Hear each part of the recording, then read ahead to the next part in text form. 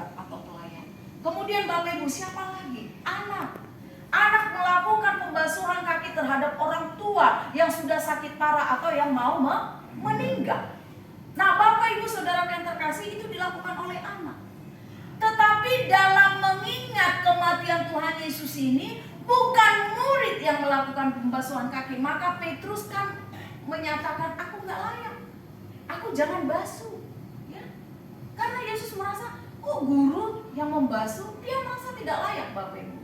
Tetapi dalam Kamis Putih itu, Bapak Ibu, Yesus mau memberikan satu teladan yang sangat sempurna, yang sangat baik bagi para murid, bagi para pelayan, supaya mereka mengambil posisi rendah hati, ya, rendah hati. Jangan ada satu pemikiran, satu konsep dalam pemikiran mereka, semakin tinggi status dalam kerohanian, semakin tinggi rasa ego. Karena memang itu bukan jabatan, Bapak Ibu. Maka dalam struktur GMI yang paling tinggi itu adalah bishop, ya. Tapi itu harus semakin merunduk, harus semakin rendah, Bapak Ibu. Maka semakin tinggi status jabatan rohani kita, Bapak Ibu, harus semakin kita seperti budak, ya, budak, pelayan, begitu, keset kaki. Tapi fungsinya apa, Bapak Ibu? Untuk membersihkan.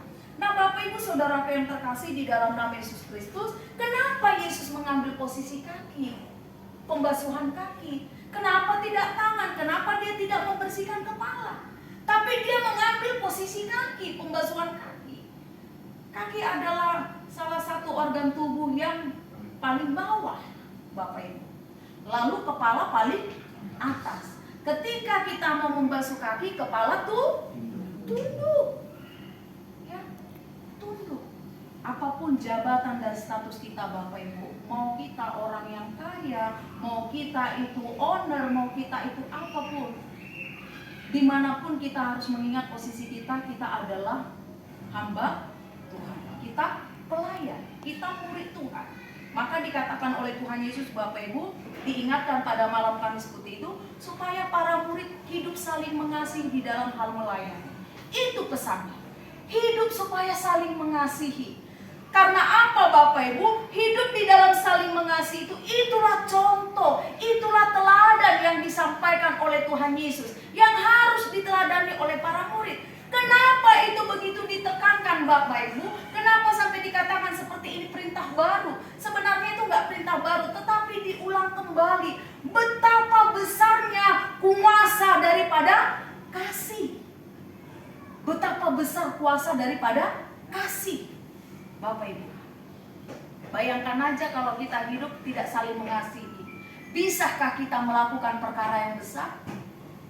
Saya analogikan dengan sapu lidi. Sapu lidi kalau satu, maksimalkah ini kita gunakan untuk membuang sampah, menyapu? Tidak. Tetapi kalau kumpulan sapu lidi ini disatukan, lalu diikat dengan kawat, maka dia akan lebih berfungsi dengan baik untuk menyapu dan membawa sampah. Begitu juga di dalam hidup komunitas persekutuan anak-anak Tuhan, ya, para pelayan Tuhan. Ketika dipersatukan oleh kasih yang daripada Tuhan, Bapak Ibu, maka kita akan dimampukan untuk melakukan perkara-perkara yang besar. Amin. Ya, ada amin? Amin. Tapi kalau memang Tuhan tidak berkenan, Bapak Ibu, melihat tidak ada kesatuan hati, sama seperti Menara Babel. Tuhan porak-porandakan, ya, Menara Babel. Ketika mereka hendak membangun itu dengan kecongkakan dan kesombongan, maka Tuhan memporak-porandakan bangsa itu dengan bahasa. Mereka tidak saling mengerti bahasa satu dengan yang lain, maka tidak ada komunikasi yang baik. Mereka tidak jadi lagi membangun Menara Babel. Nah, Bapak Ibu Saudara yang terkasih, betapa besarnya kuasa dari hidup saling mengasihi, ya. Kenapa diperintahkan begitu, Bapak Ibu? Karena kita nggak berhak menjadi hakim satu dengan yang lainnya. Karena saya ketika mempelajari firman Tuhan ini, Bapak Ibu, justru Tuhan membenarkan orang-orang yang dianggap oleh para imam itu berdosa, ya. Sama seperti orang Samaria. Apa dikatakan oleh Tuhan Yesus? Justru orang Samaria itu yang dikatakan bermurah hati. Padahal mereka yang tidak tahu atau mengenal baik Tuhan. Justru Tuhan membenarkan dia. Kemudian saya juga boleh melihat ketika orang Farisi dengan pemungut cukai datang ke bait Allah berdoa. Guru, Yesus membenarkan pemungut cukai. Ketika datang di bait Allah ketika berdoa, ya, pemungut cukai menengadah pun gak berani. Tetapi orang Farisi mengutarakan bagaimana perbuatannya. Yesus katakan dia pulang sebagai orang yang dibenarkan. Bayangkan pemungut cukai itu yang dibenarkan. Kalau bagi para imam kan gak dibenarkan itu ya, pemungut cukai itu. Maka Zakheus dianggap orang berdosa karena dianggap sebagai pemungut cukai.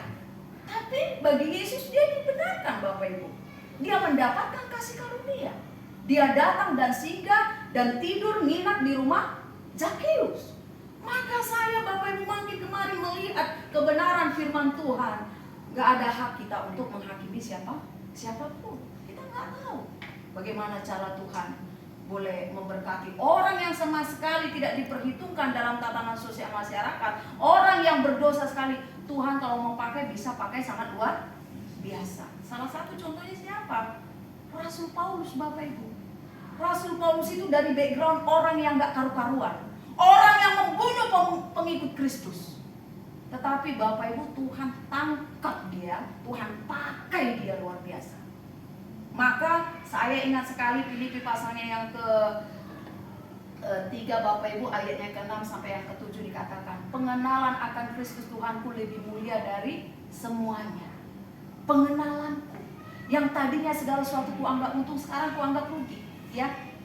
Karena Kristus Tuhanku lebih mulia dari semuanya. Nah, Bapak Ibu Saudaraku yang terkasih di dalam nama Yesus Kristus, maka ini yang dimandatkan oleh Tuhan Yesus di Kamis Putih itu. Gak akan lama lagi waktunya. Tetapi saya tidak mau meninggalkan kamu sia-sia. Maka hiduplah saling mengasihi, Bapak Ibu. Hiduplah saling mengasihi. Nah, Bapak Ibu Saudaraku yang terkasih di dalam nama Yesus Kristus, setelah besok kita boleh melihat hari Minggu kemarin Yesus masuk ke Yerusalem itu Hosana, Hosana.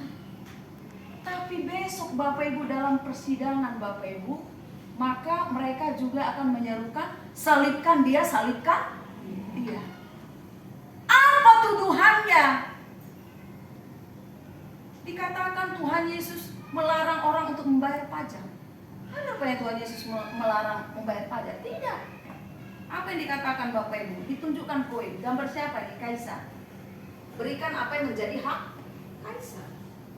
Berikan apa yang menjadi hak Tuhan. Ya. Jadi Bapak Ibu Saudaraku yang terkasih di dalam nama Yesus Kristus, dia dituduh dengan satu tuduhan yang tidak masuk akal. Lalu pada akhirnya tidak ditemukan kesalahan pada dirinya. Tetapi desakan orang banyak mengatakan salibkan dia, maka dia disalibkan.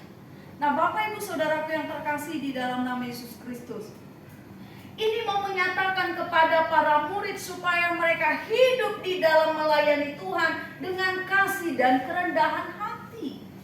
Ya, dalam kasih dan kerendahan hati. Karena memang Petrus pada Lukas 9 ayat 46 sampai ayat 48, mereka bertengkar di situ ya.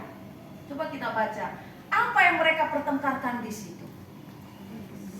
Siapa yang terbesar di antara para murid? Karena Yesus nggak akan lama lagi akan meninggalkan mereka. Mereka berpikir, siapa menjadi leader kita?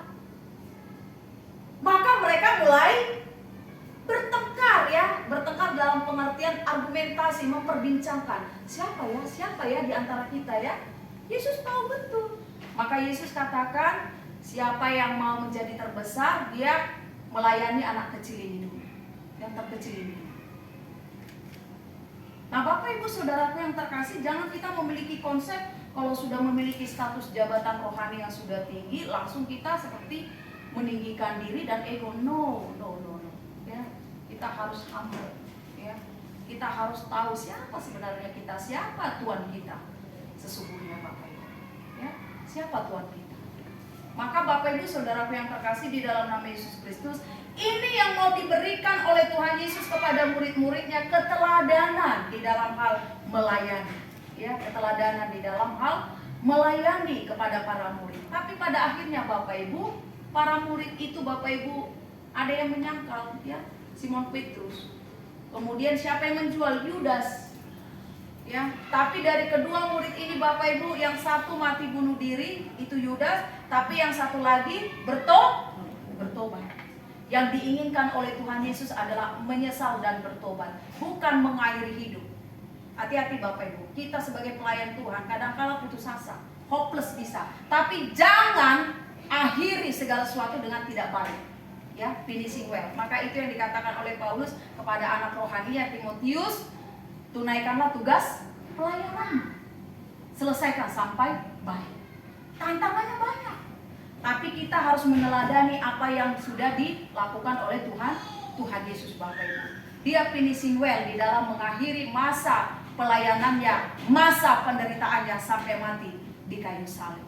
Keteladanan di dalam hal kasih, keteladanan di dalam hal pengorbanan, keteladanan di dalam hal ketaatan. Taat dia.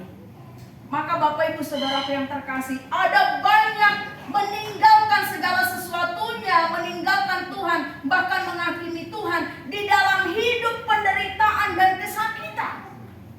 Banyak anak-anak Tuhan. Kayaknya mengikut Tuhan ini salibnya luar biasa. Ya, Tuhan gak pernah janjikan semulus jalan tol. Apa yang Tuhan katakan Bapak Ibu? Mengikut Tuhan yang pertama apa? Pak Syedi, Andres Speaker pasti tahu. Pikul. 2, sangkal. 3, baru ikut aku. Ikut aku, bukan pertama ikut aku, enggak. Pertama pikul salib, kedua sangkal diri, ketiga baru ikut aku. Nah Bapak Ibu, saya mau katakan pikul salib penderitaan. Yesus nggak pernah katakan ikut aku semulus jalan tol, sukses, no, ya. Pikul salib. Anak-anak Tuhan akan memikul salib di dalam menyatakan iman di dalam Kristus. Pasti saya mau katakan selamat datang memikul salib. Ya, anak katekisasi pada saat ini sedang belajar. Nanti kalau dia sudah pelepasan CD, saya mau katakan Bapak Ibu selamat memikul salib. Ya, selamat memikul salib. Karena apa Bapak Ibu? Anak-anak Tuhan ditolak di dunia ini. Ditolak. Salibnya besar. Tetapi dalam penderitaan itu kita meneladani Tuhan Yesus. Dia taat Bapak Ibu. Apakah dia tidak bisa lari dari penyaliban ini? Bisa. Tapi dia mau sukseskan apa yang menjadi rencana Bapa terhadap dirinya sebagai korban penyelamat. Saya diperuntukkan menjadi korban penyelamat, rekonsiliasi antara Allah dengan manusia. Nah Bapak Ibu Saudara yang terkasih, itu finish. Ya, sampai selesai. Maka kita pun sebagai anak-anak Tuhan, apapun tantangan kita Bapak Ibu, mari kita meneladani apa yang sudah dilakukan oleh Tuhan Yesus. Ketaatannya, kesetiaannya, kasihnya, pengorbanannya, itu. Maka dalam penderitaan sekalipun jangan pernah tinggalkan Yesus. Dalam penderitaan sekalipun jangan pernah engkau tidak datang beribadah kepada Tuhan. Oh, kalau aku pergunakan waktuku hari Minggu, pasti akan ada datang sekian persen sama aku. No, ya, jangan. Kalau aku pergunakan waktuku hari Minggu berdagang, pasti aku akan dapat 1, 2, 3. No, jangan andalkan logika kita. Jangan jauh dari sumber berkat. Sekali lagi Bapak Ibu, dalam penderitaan itu justru kita semakin mendekatkan diri kepada Tuhan. Tuhan ajari aku, berikan aku hikmat, berikan aku keteguhan iman, supaya dalam penderitaan sekalipun aku tidak pernah menyalah Tuhan. Aku tidak pernah meninggalkan Tuhan. Tetap aku mengatakan terpujilah Tuhan. Amin. Itu yang dikatakan oleh Ayub. Apa nama saya di bagasan boluna, Ayub tetap katakan marsana madibata. Apapun yang terjadi dalam kehidupan si Ayub, Ayub selalu katakan terpujilah Tuhan. Dia tidak pernah mengatakan hal-hal yang buruk tentang Allah. Dia merasa hopeless, ya, dia merasa putus asa. Bayangkan aja Bapak Ibu, istrinya memaki-maki dia, kemudian anaknya 7 meninggal, kemudian dia banyak ternak habis semua, kemudian teman-temannya, sahabatnya meninggalkan dia kemudian sakit borok. Wah, luar biasa. Tapi dia tetap mengatakan terpujilah Tuhan. Habis semua hartanya, dia katakan terpujilah Tuhan. Mati anaknya 7, terpujilah Tuhan. Istrinya meninggalkan dia, terpujilah Tuhan. Ini luar biasa. Saya aja diberkati Bapak Ibu. Kok bisa dia sanggup? Karena dia mengenal Allah yang dia sembah. Begitu juga lah dengan kita Bapak Ibu. Ya, kalau kita mengenal Allah yang kita sembah, penderitaan kita ini belum seberapa. Belum seberapa ini Tuhan. Ajari aku untuk tetap setia. Di awal dan akhir, di tengah ada kata proses. Di proses ini kadang-kala nggak kuat Bapak Ibu. Maka tetaplah teguh berdiri. Teguhkan imanmu, teguhkan hatimu. Itu yang dikatakan oleh Tuhan Allah kepada Joshua. Ya, Joshua, kuatkan dan teguhkanlah hatimu. Bertindaklah hati-hati. Kemanapun kau pergi, pasti kau akan beruntung. Semua ingin beruntung kan Bapak Ibu? Amin. Amin ya. Coba kita baca Joshua pasalnya yang pertama, ayatnya yang ke-7. Apa dikatakan Allah di sana kepada Joshua? Salah seorang untuk membacakannya. Kitab Joshua. Joshua pasal yang pertama, ayatnya yang ke-6 sampai ayat yang ke-7. Kuatkan dan teguhkanlah hatimu, sebab engkaulah yang akan memimpin bangsa ini memiliki negeri yang kujanjikan dengan bersumpah kepada nenek moyang mereka untuk memberikan kepada mereka. Hanya kuatkan dan teguhkanlah hatimu dengan sungguh-sungguh. Bertindaklah hati-hati sesuai dengan seluruh hukum yang telah diperintahkan kepadamu oleh hamba-Ku Musa. Janganlah menyimpang ke kanan atau ke kiri, supaya engkau beruntung kemanapun engkau pergi. Iya. Bapak Ibu, kata-kata kuatkan dan teguhkanlah hatimu itu ada sampai 3 kali.